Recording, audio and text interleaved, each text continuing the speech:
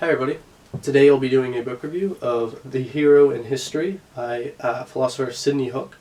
And this book was published in 1943 in the midst of the Second World War.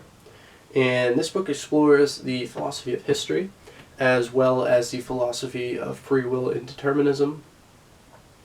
And to a lesser extent, a far lesser extent, the philosophy of time. So Hook asks the question basically, how can and to what extent can individuals influence history? And this question is really fundamental to, I think, to our modern worldview on how the world works, both during the Second World War and today in 2020. I think it was true, during both periods. And what Hook asks is if personal autonomy, if free will, if individual bootstraps efforts can alter the overwhelming tide of history with its already the forces, the biological, social, and historical forces that happen before we were born are arguably on a path towards some end, whether by design or by chance, and also that we find ourselves, any individual at any time finds themselves within a historical setting, within a culture, within a biological time period, and within a more micro-social setting, if you will, depending on their region and even their family, because one family might raise a kid different than another, even in the same region, in the same time period.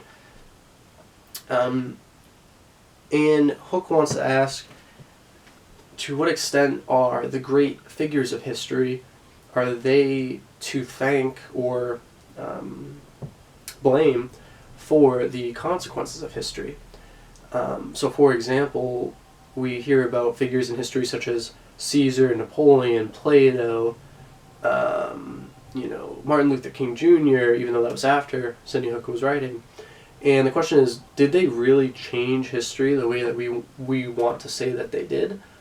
Or were they just either the figures of the time period that through no effort really of their own were sort of pushed into this role in order to fulfill history's either path, meaning like not planned, or history's mission, meaning in a sense planned or determined.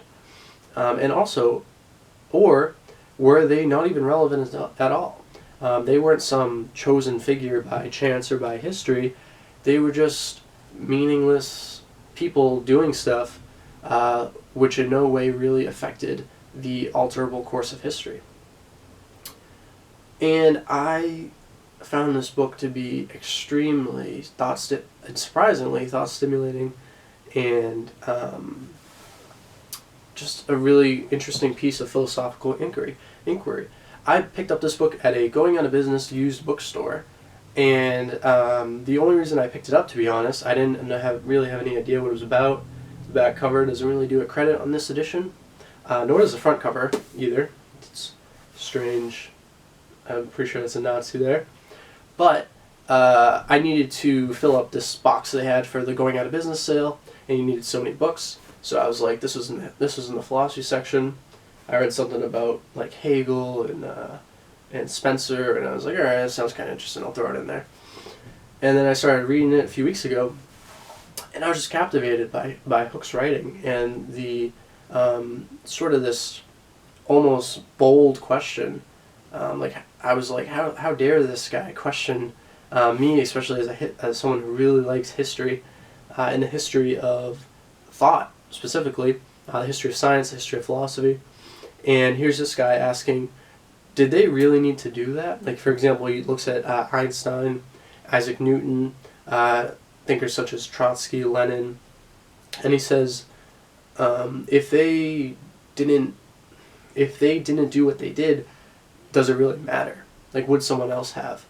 And I could be wrong, but I'm pretty sure for someone like Isaac Newton, he says they change history but they weren't really a hero, or they weren't really important in a sense, because even if they hadn't, somebody else would have done what he did, probably fairly quickly as well. Whereas when he looks at Einstein, Einstein was a really interesting scientist, because there weren't, even though there was, like, now in hindsight that we know what Einstein thought, we can see in the social setting of the scientific community at the time where Einstein drew his philosophical and scientific inspiration in order to come up with what he postulated. But at the time, it's sort of suspicious to say that had Einstein not done it, somebody else would have, because what he did was so out of the box and so groundbreaking, his theories, that Hooke says it's rather unlikely that somebody else would have thought of what Einstein did, or if they did, it would have been much later. So he would say that Einstein is somewhat of a more historically important person, even if we say that maybe Newton's discovery is more influential in terms of how that discovery relates to the person who discovered it. Einstein has a closer connection to the discovery than Isaac Newton, whose discovery, it could have just had another name on it, and we would just remember that guy's name, and maybe that he had an apple fall on his head, right? And he does the same thing with Beethoven and Plato and Karl Marx. And he makes a distinction between what he calls, what he calls the eventful man and the event-making man. And the distinction is basically, eventful means that what you do affects history and changes history. So you're not just a regular man, you're an eventful man. But that change was sort of primed for you based on the circumstances of your actions and based on the almost predictable responses of your character. And had an eventful man not existed or not done it, somebody else likely would have filled the role. Whereas in contrast, an event-making man, not only are they is the time period historically primed for their actions to a certain degree, but their actions are more attributable to their characters.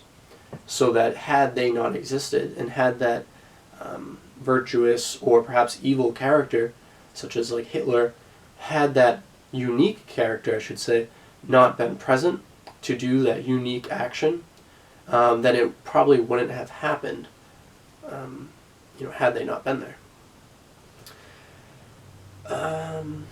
And not only does he ask some really great questions and make some really great arguments about the philosophy of history, it is also an informative book on some other thinkers in the philosophy of history, such as Hegel, Marx, and Trotsky. And I had heard about Trotsky. I knew roughly that he was a communist, Marxist during the Russian Revolution. I didn't really know too much about him, but I should have marked the page beforehand. I really thought Trotsky's take on the philosophy of history was interesting. I do think Hooke does a good job of counter-arguing him and sort of asserting Hooke's own arguments, but I do want to briefly talk about Trotsky's arguments. So I'm just going to read this passage here. He says, "This shifts the position to the familiar view that the significance of personality in history is limited to comparatively unimportant variations, and that every major development in a historical process is determined by social and economic forces in which heroes and great men are a negligible factor. The greater the historic event, the more intense the discharge of accumulated social tensions, the more completely does it wipe out the personal peculiarities of the actors." And then Trotsky says, to sum it up, quote, "To a tickle, people react differently, but to a red-hot iron alike." End quote. So the first part, the most of that, what I just read was actually Hooke, and then the last summarizing Trotsky, and then the last line was Trotsky himself. So Trotsky's idea is that it's sort of the inverse. It's that when our actions don't have that much historical significance. They are truly our own actions. If I decide to, take a shower or take a bath, I don't know, then that's my action, my decision, I should say. But if my action is something of great historical significance, then Trotsky would say then my position within that historical, economic, and political, and perhaps biological time frame, I am sort of primed to react in an important way that anybody else under the same circumstances would act. Because that's of greater importance, and therefore there's more social forces, or whatever forces, playing on the moment. That's sort of Trotsky's idea, which I thought was really interesting. I don't know if I agree with it, but I don't know, I found it interesting, and that's, like I said, another great thing about this book is you also learn about some other interesting thinkers in the philosophy of history. Some criticisms of the book. I would pick up a different edition. I don't really like this cover. I was reading it at my university a little bit, somewhat public, and today's political climate, I really didn't like that guy being there. That's just me. Also, there are some somewhat, I thought, boring chapters. He does one chapter where he devotes an entire examination into the Russian Revolution, which at the time of his writing was only, 25 years prior. And it's an interesting chapter, kind of. He does a good job of using it as an example to his argument, but I just thought it was too long. I thought it was, I thought it would have been fine as a few paragraphs, and it didn't really need to be its own chapter. He also has a chapter on the influence of monarchs, in which he argues against this guy called Frederick Adam Wood, who I don't even think is relevant anymore. He does a good job of counter-arguing Wood, but you can just tell that that chapter itself is really historically dated and probably not super relevant to 2020. Another big downside is, so Hook talks about the hero in history, the eventful man, the historical man, the event-making man, and for most of the book, I just assumed that he was writing in the 40s, so he was using the general term for humanity as man, which, a lot of people take issue with today. I just use the term individual myself, or person. I like individual better because it has less metaphysical implications, but anyways. So I just figured it was that. I was like, whatever, okay. But actually, towards the middle of the book, Hook actually specifies that when he says man, he does mean man. He looks at a few different figures in women, or excuse me, historical women in history, and he basically argues that women can't influence history, and he says like Cleopatra and I forget, there were like two others, there were three that he said were close to being like event making, but he sort of criticizes them. So basically some brief, I shouldn't say minor, but brief sexism can be found in here. Take that how you will. But the arguments are very, very well done. It's a good read, especially if you're interested in history, the free will determinism debate, or the philosophy of history. And the last thing I want to say is, what I really thought was cool about this book was how he really takes the free will determinism debate and he blows it up into sort of a macro level, which is far less trivial than the usual circumstances in which we talk about the free will determinism debate.